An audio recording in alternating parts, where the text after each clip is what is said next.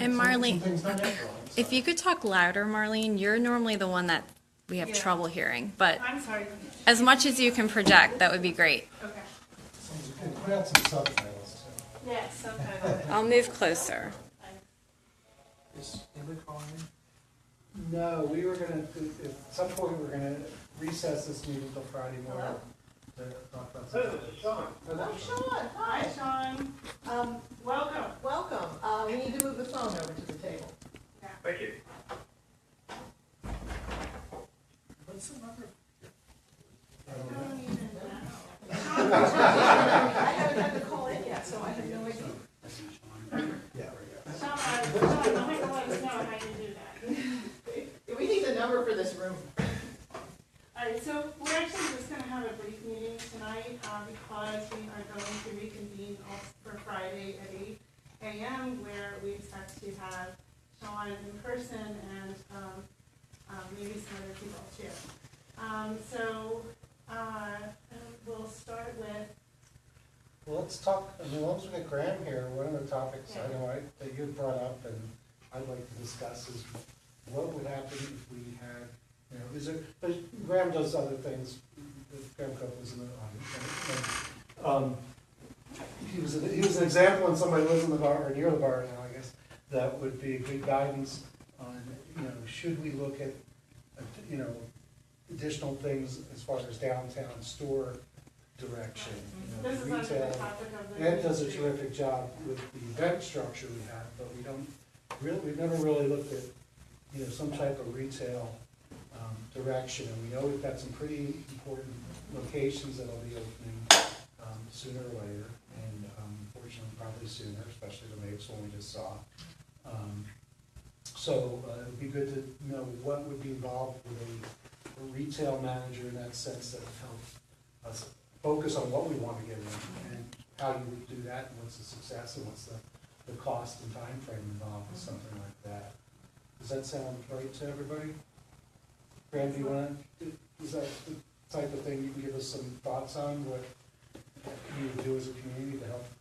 Yes, absolutely. Are you suggesting that we have this conversation now or later? I'd say we do it, as long as you're here, we're here, it's something we wanted to talk about. At this point, you know, I know you do it professionally, but also, you know, what type of things we should ask, what type of things your vision would be, and then, you know, at some point when we get an idea and see the rest, if there's a cost and the committee wants to do it and council wants to spend the money, then we would go to the next stage of bringing you and maybe one or two others in as, you know, people who could do that, because it's nice to be able to get multiple people in, both for ideas as well as bid and price and service and all that Right. stuff. But you are an expert, and we know you, so it'd be good to get your feedback. And I will say that you were expecting to come Friday and make a more complete presentation. so More you- formal presentation, Formal. maybe that's not the right word, but have something actually prepared.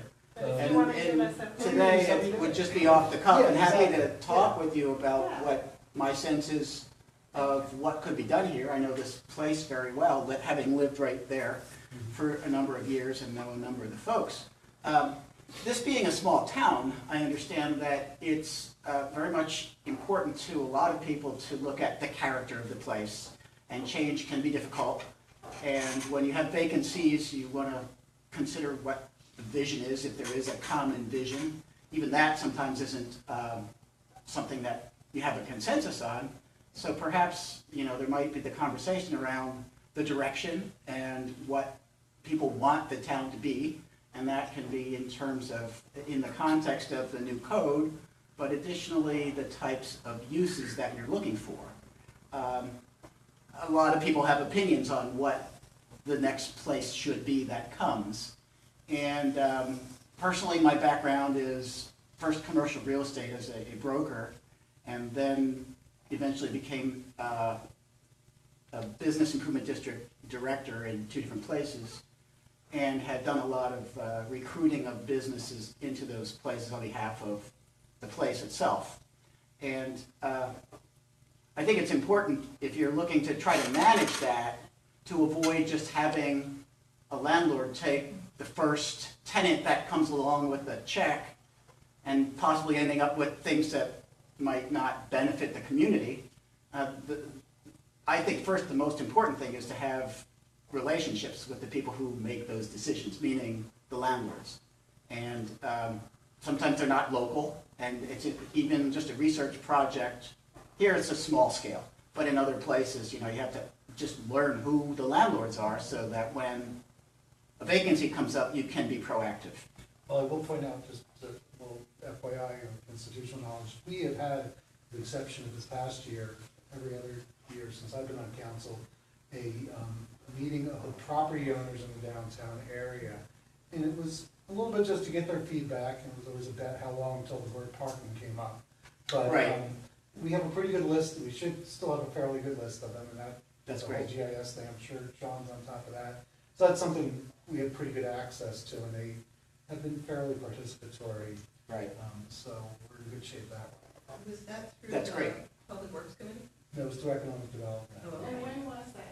It was normally in the spring, just because, I don't know, it just was something that we kind of looked at and said it's a good thing to do, and it was And who morning. usually attended from the borough side? All the borough council people were invited, sometimes we'd get, 5 or 6, sometimes it'd be 2 or 3. The manager, the mayor, like the whole? Yeah, I mean, it was easy because it was like And where either did 8 you o'clock. do it? We did it up in the meeting room about, I think it was like 8 o'clock, so, it worked for everybody, it was done by 9:30. People could get to, the retailers could get to their stores and not lose hours, and same, others. It would provide breakfast for Yeah, I wouldn't say there was a direct result, except it kept the lines of communication open, we got to hear some feedback from the property owners, and it was the property owners, not the business managers, so, which I think was good, because otherwise it gets a little bit broader, and I think the business owners, they have the business association, they want to participate, we do get plenty of good feedback from them, it's just a little different when we get the property owners. This was in a meeting exclusively for and with the property owners, Yeah. not the business owners, No. operators. No, it's everyone. Well, they would come, but it was really targeted towards the property owners. Was So the good news is you have a relatively current list and you know who the property owners are. That's great. And so in addition, once a vacancy comes up, I'm of the opinion, if you have this relationship to start, and then if you have an idea of what you'd like to see come in terms of the type of use or even a specific retailer, that's great because without having an alternative, meaning somebody who you've recruited already and who's interested, again, they may just go do what is economically in their interest. And it may be a use you want, or it may not. So the idea is to be proactive, to market the town on behalf of what is perceived to be the common good, so that people come together in agreement on what those uses could be, should be. And in addition, there's consideration for design of public and private spaces, which is streetscape and facades. And, you have beautiful historic buildings. And frankly, some of them are done tastefully and, in my opinion, respectfully, and others not so much. And of course, beauty is in the eyes of the beholder, and no one person defines what good is, but certainly there's good thinking around design that matters. And that's another factor in making a place, or in this case, keeping a place beautiful and of the right character. You've done a lot with streetscape, and a beautiful job. And I know in the past number of years, you've done a wonderful job in recruiting or grant finding, and the streetscape job here was beautiful. And there are opportunities to do more, I think, with private properties, specifically one in particular that's coming around.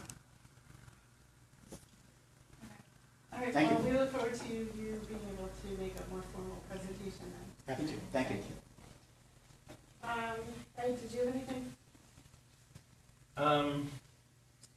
Well, we're, did the Oktoberfest, we got the witches next week, and I'm already, spending more time on Dickens than I am on witches. It's just a much bigger event.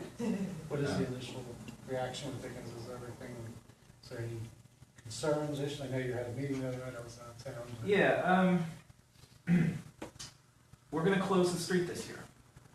We're gonna, well, There's news that you can use. yeah, we're, Breaking well, news. let's say that the plan right now is to, I mean, we, nothing's done until it's done. I wanna talk to the mayor and get his input on the implications of doing that. You know, we're talking about I had a So you want to meeting. rephrase that, we're thinking of closing the street. The plan right now is to close the street, Which one, Haverford is to close, or Norfolk? all right, so, He doesn't want to say how. Okay. yes, Haverford.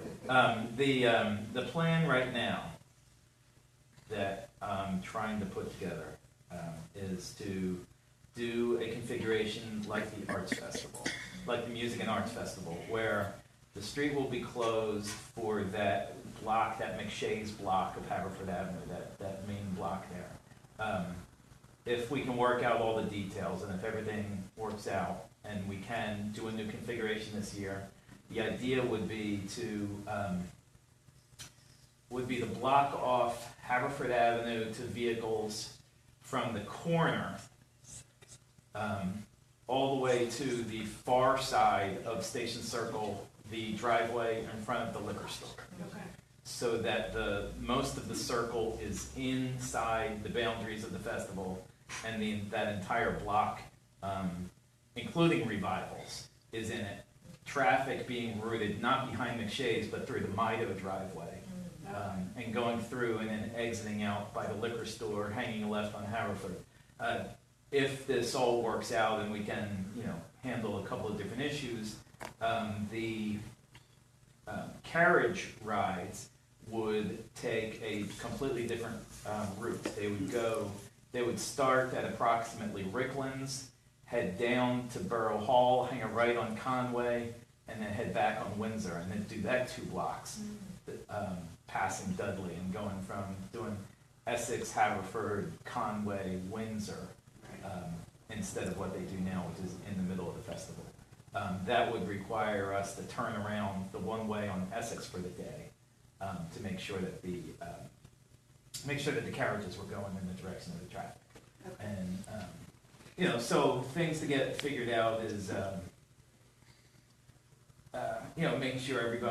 making sure everybody's on board with the plan. I talked to Sean about it this morning, and Sean wants to proceed with it if we can make it work. We have Sean here.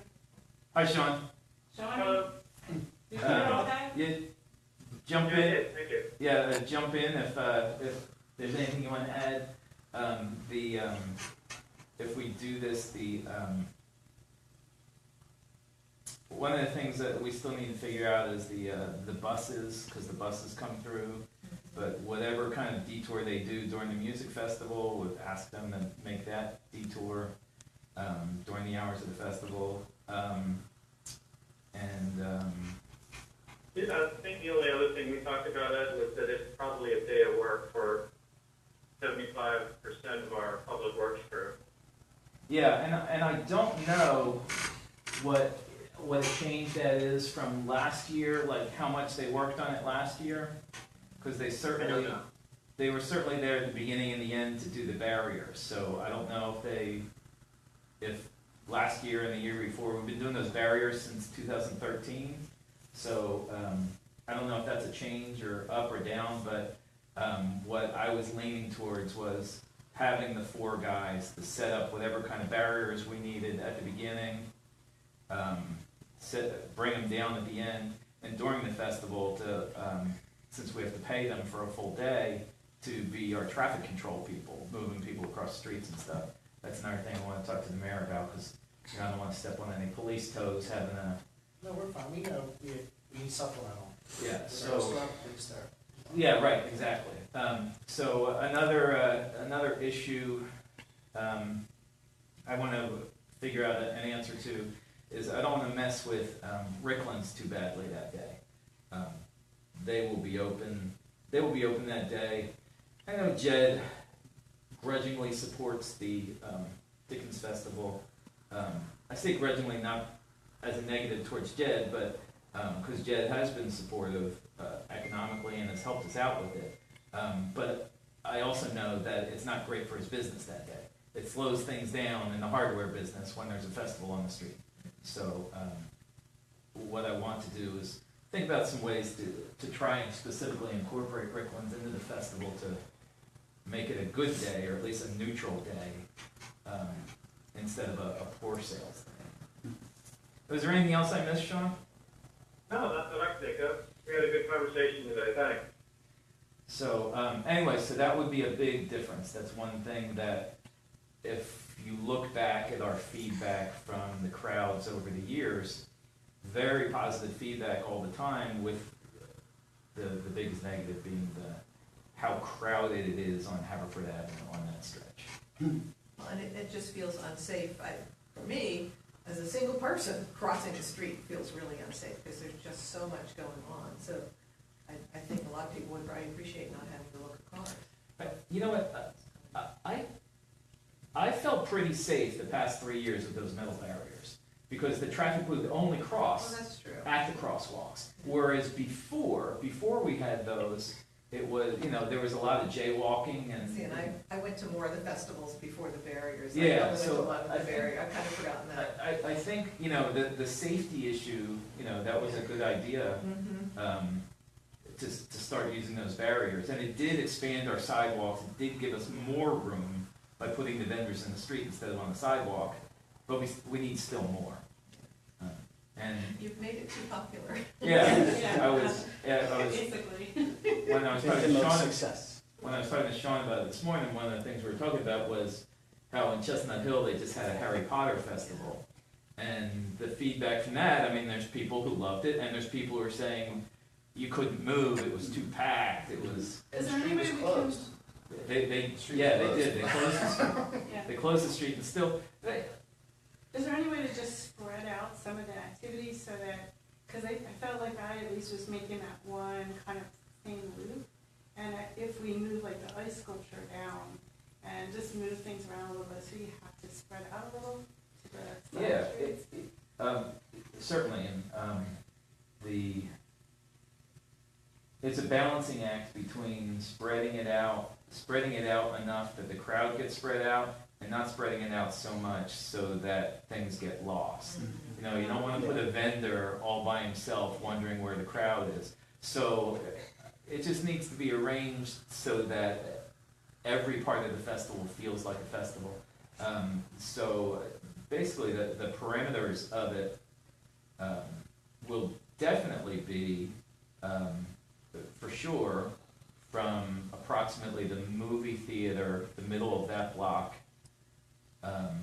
all the way up the hill to the bridge, all of Haverford Avenue down, and most of the circle, most of the station circle, and then almost all of Forest Avenue, maybe all of Forest Avenue, depending on how we decide to use the parking lots that we get permission to use.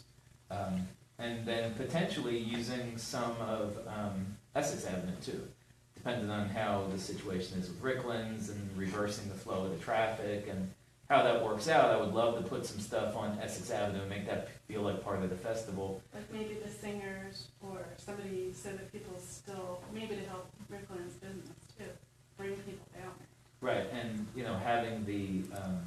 having the carriage rides, having the carriage station there, that becomes a crowded spot just by having the carriage station.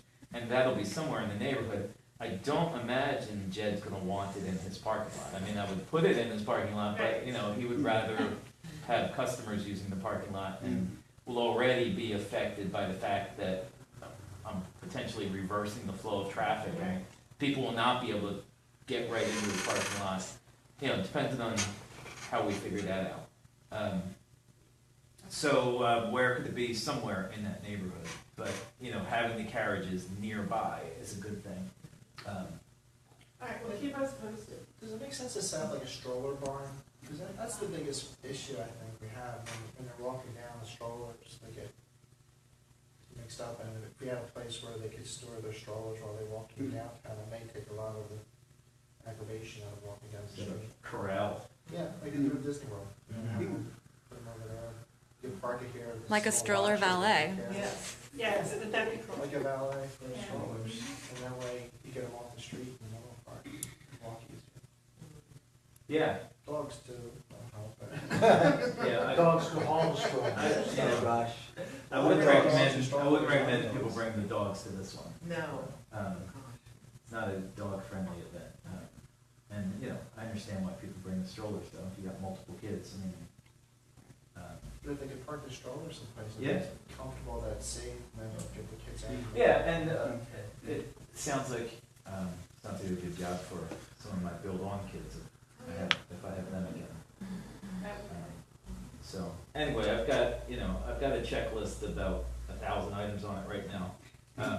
But, that's what, as of this morning, when Sean and I talked about it, that became, option A, is to do that configuration this time, with Forest closed and that, most of that Haverford Avenue block down to the circle. Would the barricades stay in the street, I assume, even with the street closed? The barricades would be used in a different way.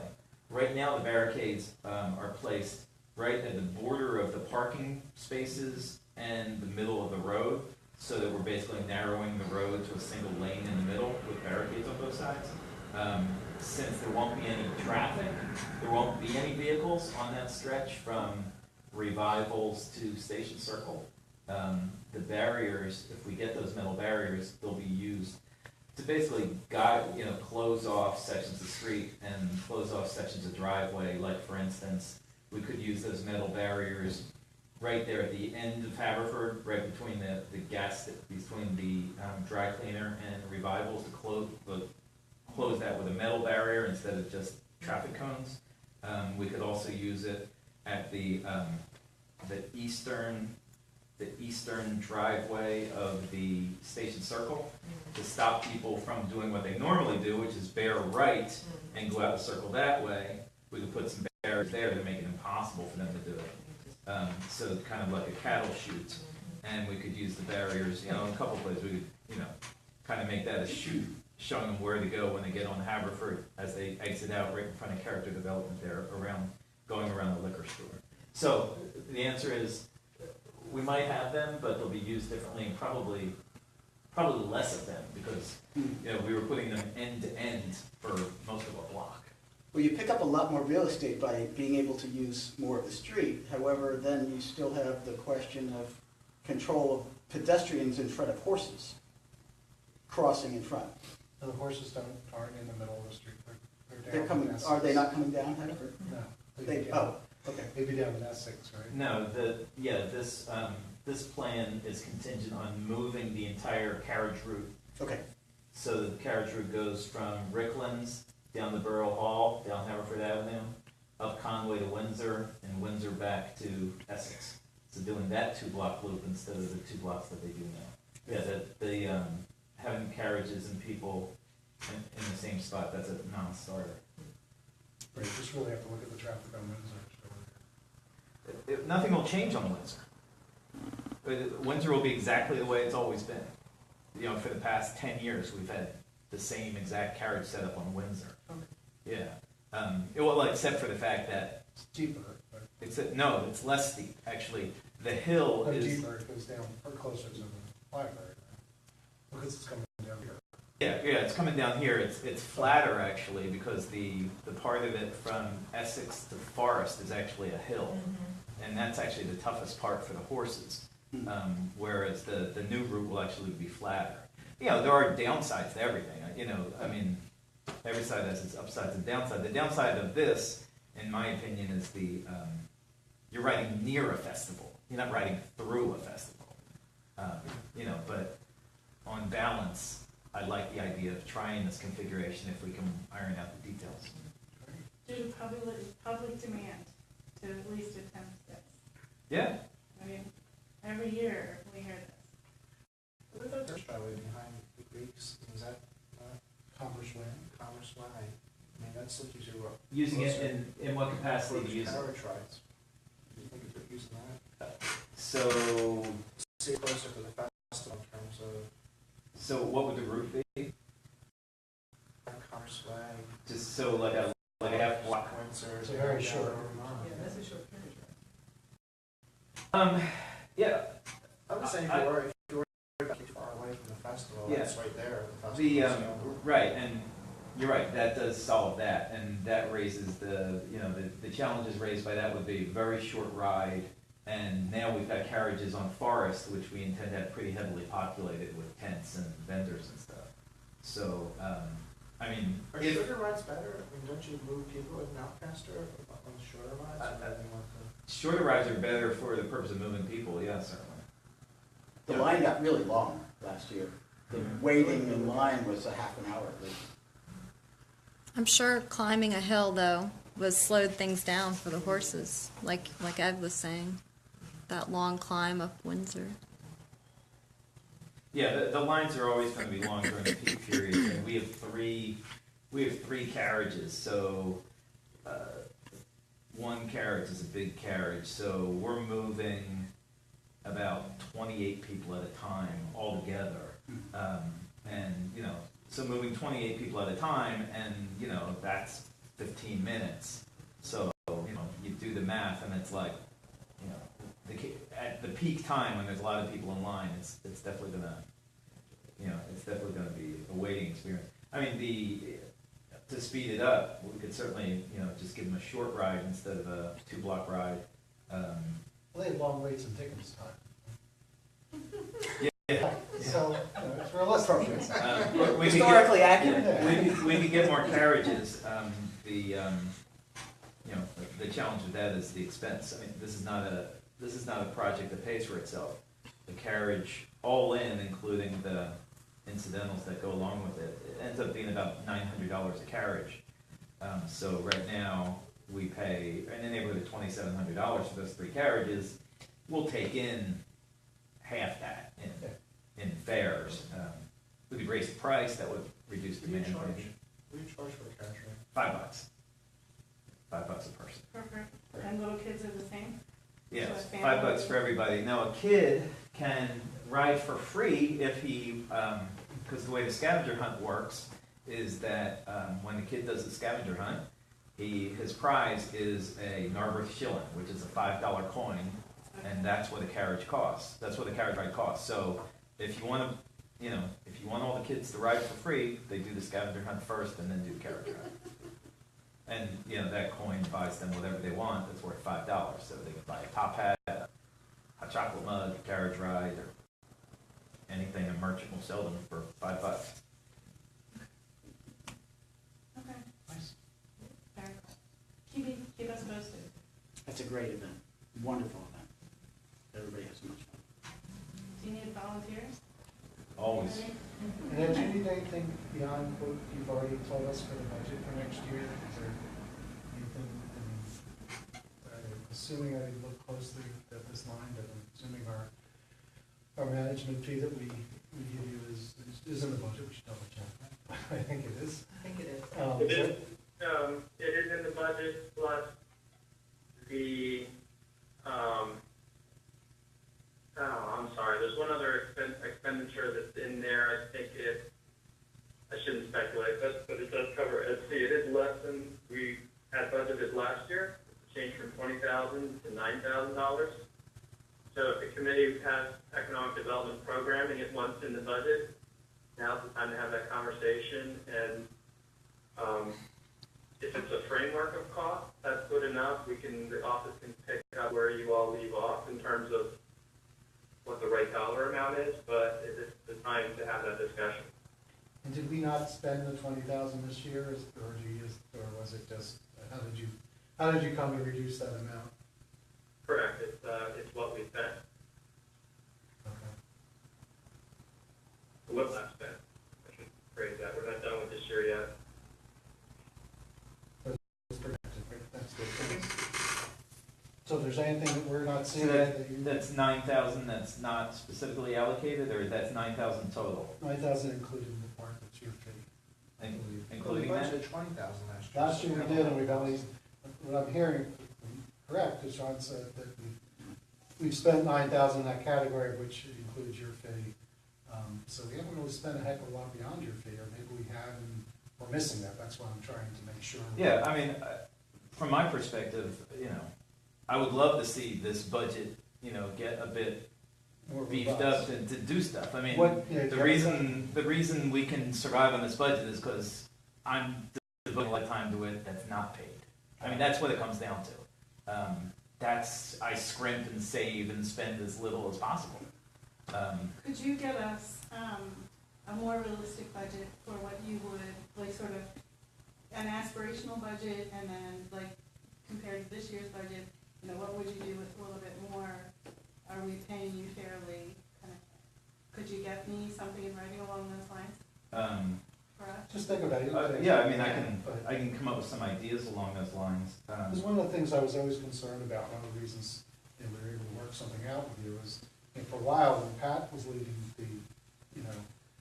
there was no budget, we weren't paying anybody. It was like, yeah, you can only give so much, and then at some point, you gotta get back to your paying job. This was able to help offset that, but I think both between Pat moving on and what you're doing, it being a success, yielding more success with bigger, richer programs,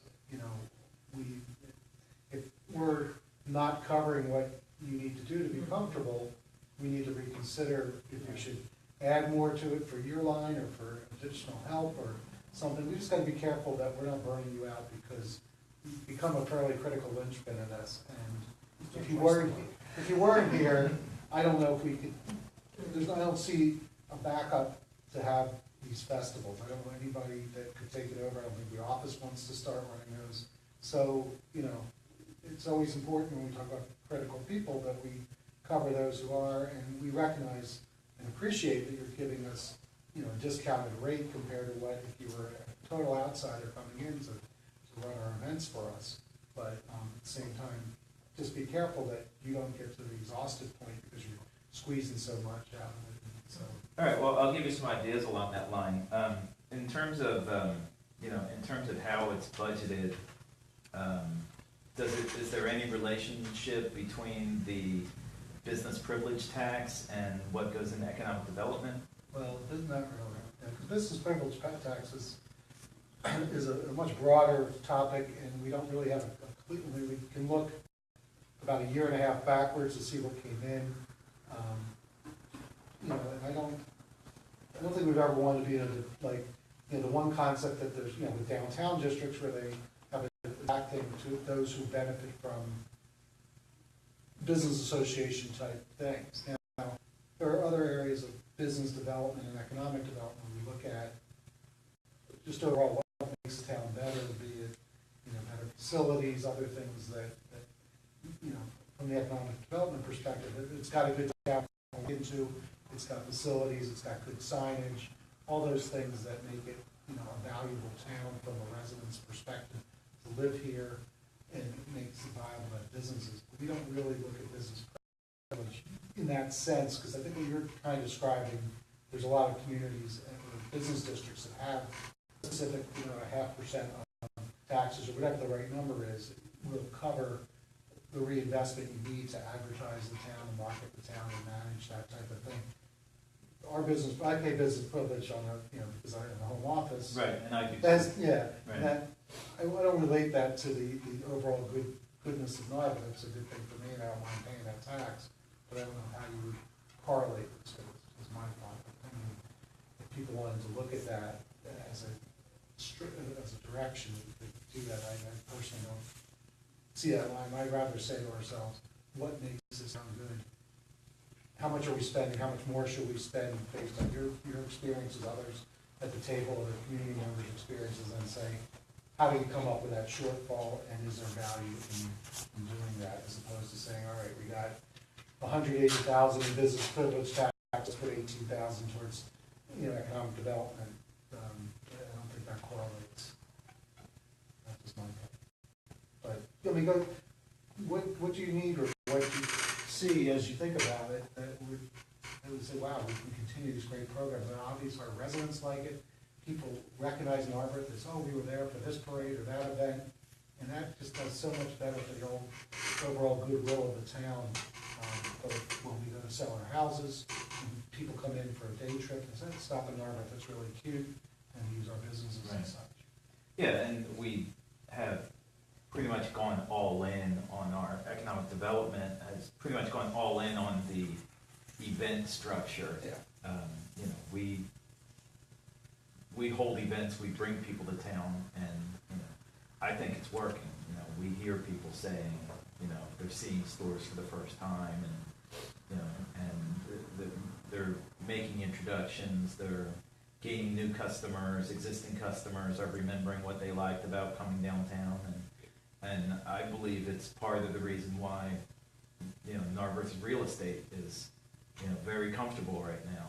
You know, the cost per square foot here is really pretty high, and I think it's because everyone wants to live here. Wondering if I can add my 2 cents from my perspective on seeing downtowns that are performing well. I am just so impressed with the programming here, and it really does make a difference. The way people talk about it, the way they refer to the charms of this place, people that live here and people who don't live here who come here for this. And the example to me was to see when Tracy moved her shop and the store opening she had, I took a photo of that place packed, wall-to-wall people in there. I think it was during an event, was It it? was the first Friday. It was the first Friday, but it was just proof that it's working. I mean, it was a direct cause and effect of event programming and business success. Okay, I think we've reached the point, Sean, I just want to double back and say, in terms of our budget for next year, I think we're also going to want to look at the possibility of potentially paying something to have somebody give us a plan or a proposal to do the downtown marketing that was discussed earlier. So if that's, so I think we're gonna have to come back on that, and so we will talk more about that on Friday. Okay. Okay? So because we are gonna meet again on Friday, do I need to take a motion to Recess. recess this and reconvene Friday at 8 a.m.? Sounds like a vote, I'll make that motion. I don't know if we have motions, we don't really have motions. Yeah, we don't really have motions in the committees, because we're not a quorum of council to Yeah. pass a motion, but we do endorse things by committee when we bring things to committee, so. Yeah, but we do, because we brought things always to the Yeah, committees. I'm trying to think of any Yeah. committee meeting that I've ever been at where anybody like took a motion to adjourn or anything like that. Well, most committees, outside of our council hasn't done that traditionally, but other committees, like, Oh, I see outside what of, you mean. yeah, I mean, it's a good non-tradition to have in a lot of ways, but Yeah. in this particular case, because we're trying to adhere more towards public advertising and such, Mhm. it can't hurt us to do it if it No, doesn't. of course it not. doesn't I just- count, I was just like. Then it was a nice okay, formality, so I motion to recess till Friday morning at 8 a.m. Did you want to add something before we? You know, years ago, Bob, we used to hear from the committee structure, you'd hear like 2 or 4 Yeah, exactly. against it. We don't have that anymore. You know, we like to get that back in terms of, was it an unanimous idea or was someone opposed to it? Yeah. We just don't hear that. Okay, well then, in that sense, All I three will would be take a great. motion. Are you good with that? Thank you. Thank you. All right, thank you, everyone. So Friday at 8 a.m. We'll be back here. Thank you, Sean. Thanks, Thanks, Sean. Good night.